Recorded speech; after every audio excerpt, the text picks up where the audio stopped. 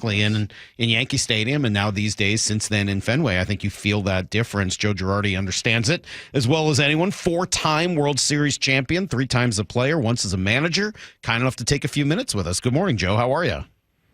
I'm good, gentlemen. How are you? Oh, how do you process that game last night? You can imagine how us Mariner fans out in Seattle felt about that sucker last night. How does Joe Girardi take in that game? It's baseball. Every once in a while, your back end of your bullpen's going to have a bad day, and the Yankees had some good at-bats. And I heard something talking about on the radio station here in New York that somebody was tipping. I'm not sure if that was true, but it just happens. You're going to have, during the course of the season, 5 games you probably shouldn't win, and 5 games you should win, and it's going to end up the opposite. And I think that's what happened to Seattle last night. You put Seattle in that situation 50 times, they're probably going to win that game 49. As a manager, what do you say to the team? How do you handle it? And especially not just the tough loss, because obviously you're right, that is baseball and those things happen, and they haven't really happened too much to this team this year.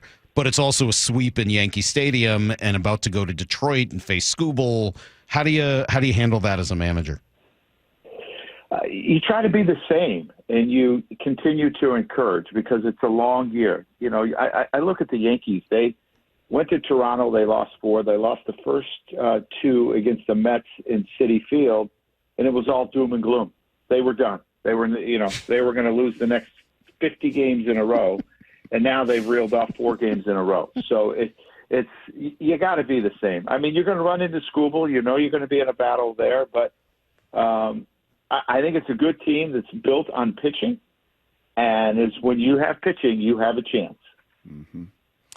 And it's also been built on the big buttocks of a catcher that right now is doing things, Joe, that's never been done in the first half of a baseball season. That's a position you played. As Salk said, your resume is as rich as anybody, and your history in this game as you watch somebody do what Cal Raleigh has done through the first 90-something games.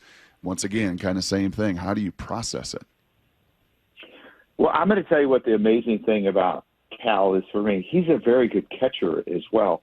He's just not an offensive player. He throws well. He blocks well. And I was kind of like, as I got to know him more and more, I was like, man, this is a complete player. I mean, you get this kind of offense from a catcher, and he's played in 91 games, you're going, oh, my gosh. My biggest concern for him is that he wears down in the second half, just because it's such a physical position. But what he's done is truly special. I think, you know, it's a 2-horse race right now for MVP and between him and Aaron Judge. And you look at Aaron Judge's numbers where he's hitting, I don't know, 356 with 34 homers and 78 RBIs at the All-Star break, and you say, there's nobody close to that. But Cal is right there when it comes to MVP voting, and that's amazing. You're seeing a special year out of a special player. Hey, so you mentioned the tipping, and Cal talked about it. I know some of the Yankees talked about it afterwards, and you could see the runners on second in the 9th. I mean, they were almost making like bird wings or something every time he was getting ready to throw a slider. So what do you do as a catcher when that gets picked up? I don't think it's signs at this point, right? Because they got pitch comm. No. So what do you do in that moment when you realize that your pitcher is clearly tipping his pitches? It's hard to fix in the moment, and hopefully someone figures out exactly what he's doing from the bench. And I'm sure they've known in the past what he's done, and he was just – it's hard to go out there and say, hey, you got to stop doing it. But somebody's got to walk out there and say, "What you got to stop doing it." And it's really frustrating to lose a game by that, because with every camera that you have, every eye that you have on it during the game, we're breaking things down. Every analyst is looking at it. It shouldn't happen, but it happens from time to time. I was doing a playoff game, and it was Houston, Tampa Bay, and I think it was Glasnow. And I said, they got something on him in the first inning. And I wasn't exactly sure what it was, and I was watching it, and they scored 4 runs in the first. Whatever it was, he went and corrected. They didn't score another run. They ended up losing the game and losing the series, but just that one inning of tipping gave the hitters a huge advantage, and I'm sure Seattle will correct that very quickly. What kind of things do get noted? Like what sort, not that you know what Muñoz specifically is doing, but What sorts of tells are there besides stealing signs?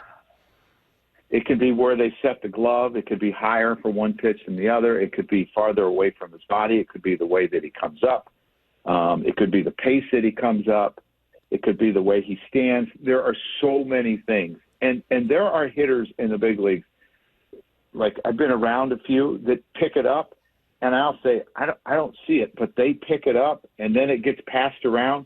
But obviously he hasn't done it the whole time, or no one really picked it up before, because his ERA is sparkling.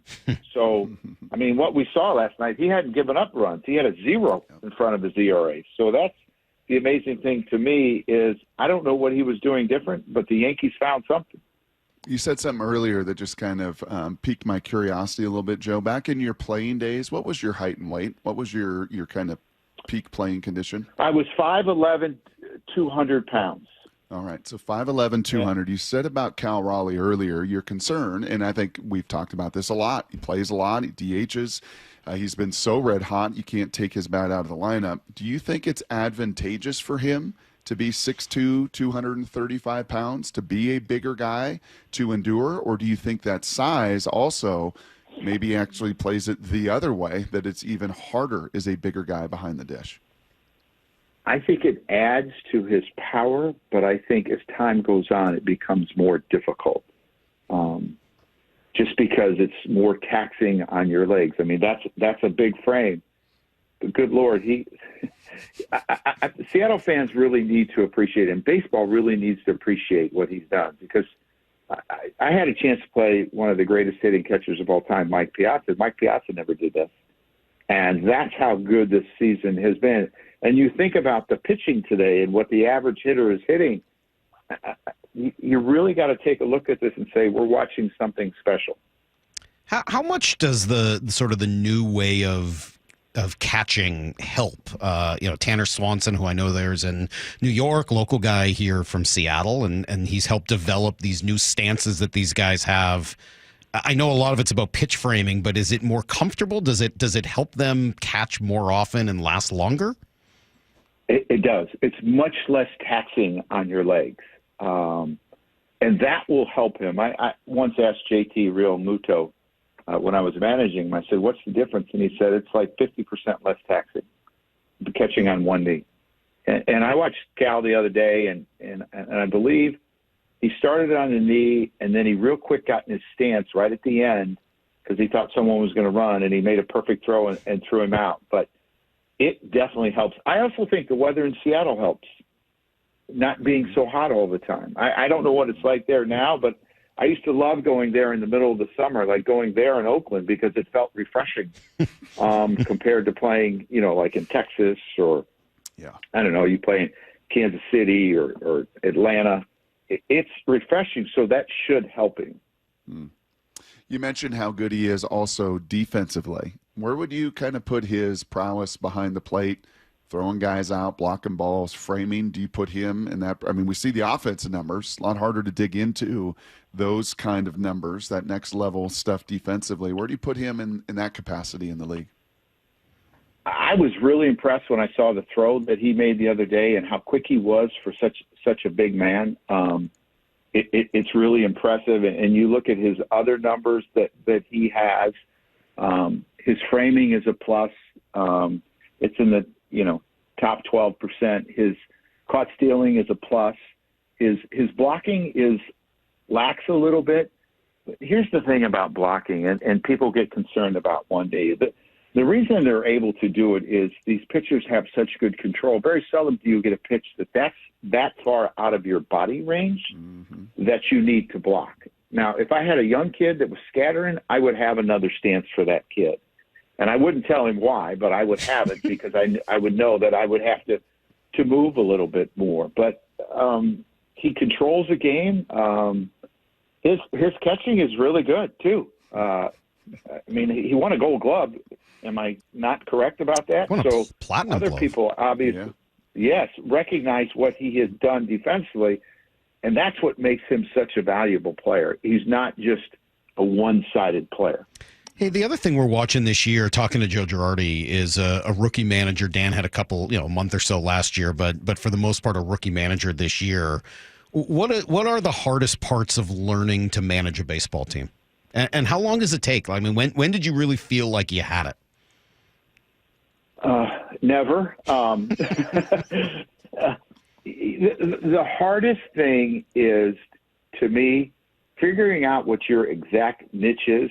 And I know Dan knows it, but trusting that that's what your niche, and then trusting everyone else around you that complements your niche.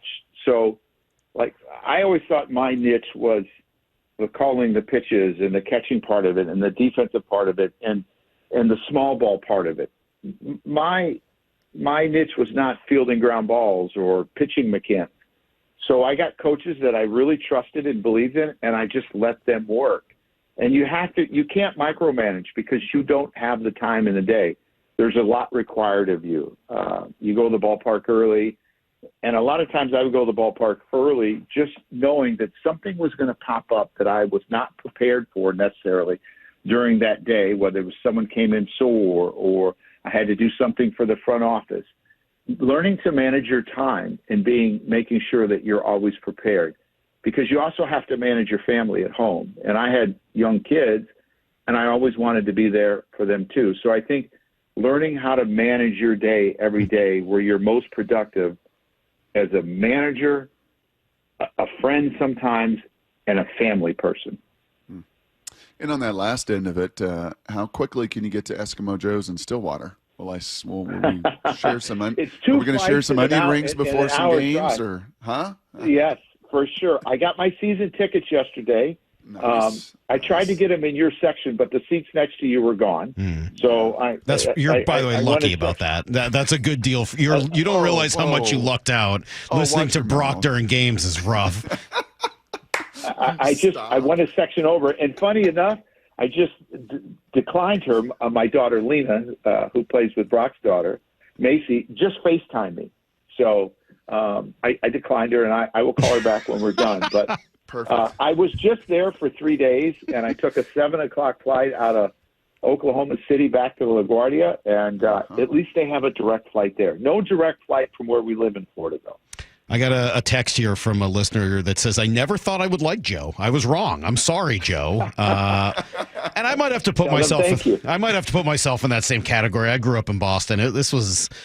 Brock said we were going to have you on. I was like, I don't know if I can do this. He backed up Jorge Posada. Like, I don't know if I can do this. But I gritted my way through the beginning, and I kind of with the texter. I never thought I would like you, but now I do. And I'm feeling a little bit of guilt, but also kind of excited about that. Boston was one of my favorite road cities to go to. Because you always won? Such a great town. No, we didn't. We didn't always win there. And it's a young, youthful, alive town. Now, the ballpark is a little bit difficult at times because we didn't always win there, and it's not the most comfortable ballpark when you're losing and people are right on top of you yelling at you. But the rivalry is fantastic. It's so good for sports, the Yankees and the Red Sox, I believe. Well, you love that smell in the visitors' clubhouse in there too. That was always something impressive. The sausage where they cook the sausages right outside the clubhouse. Man, did that smell good too. Joe, thank you so much. We appreciate it. Thanks for your thoughts and some really great insight. And hopefully we'll get a chance to talk again. Yes, and good luck to your Mariners. And wouldn't it be great if they were playing in the League Championship Series against the Yankees? That'd be special. Yes. I would not want to see the picture they saw last night, though. The Yankees haven't scored in 19 innings off again. Pretty good. All right, there you go. There's Joe Girardi, kind enough to take some time with us, and I'm kind of with him. That was good. I really like the insight, Brock, especially on the details of catching, the details of managing. That's a guy who's been there and been around it for a really long time. And for all of those of us that have watched thousands of baseball games, what their eyes see when he talked about tipping pitches. What those guys look for and what their eyes see, and maybe the hand placement, the way the glove was sitting, as he talked about the tempo, whatever it was, they picked up on it in a way that nobody else had done. Yeah.